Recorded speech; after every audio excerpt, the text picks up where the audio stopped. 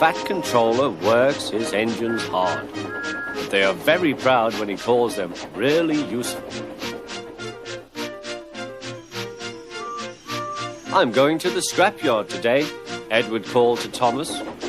What? Already? You're not that old, replied Thomas cheekily. Thomas was only teasing.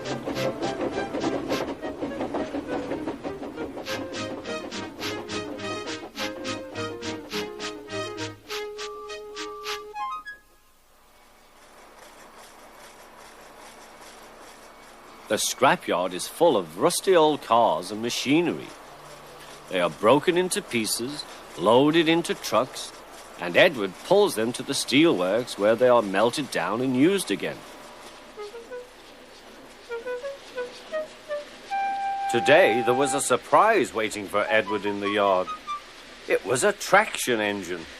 "Hello," said Edward. "You're not broken and rusty. What are you doing here?" "I'm Trevor. They're going to break me up next week." "What a shame," said Edward. "My driver says I only need some paint, polish and oil to be as good as new. But my master says I'm old-fashioned." Edward snorted. "People say I'm old-fashioned, but I don't care.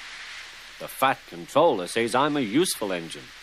"What work did you do?" "My master would send us from farm to farm. We threshed corn, hauled logs and did lots of other work. The children loved to see us." Trevor shut his eyes, remembering. "Oh, yes, I like children."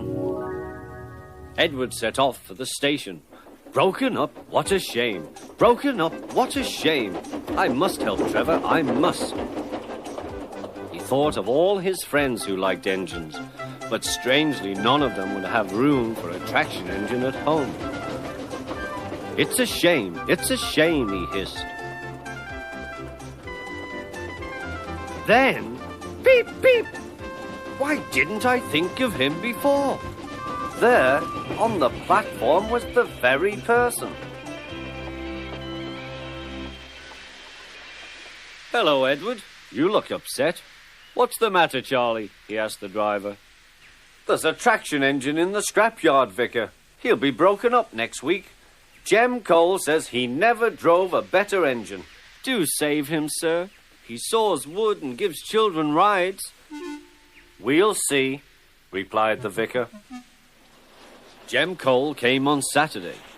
"The Reverend's coming to see you, Trevor. Maybe he'll buy you."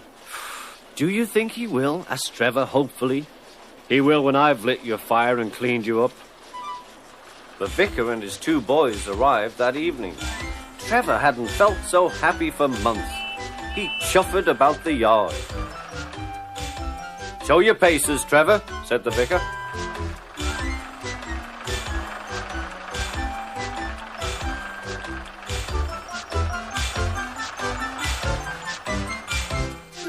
Later, he came out of the office smiling.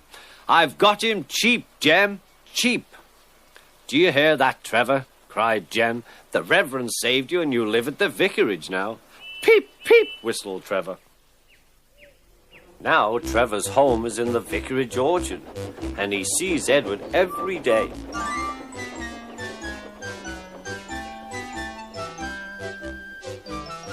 His paint is spotless and his brass shines like gold. Trevor likes his work, but his happiest day is the church fete. With a wooden seat bolted to his bunker, he chuffers round the orchard, giving rides to children. Long afterwards, you will see him shut his eyes, remembering. "I like children," he whispers happily.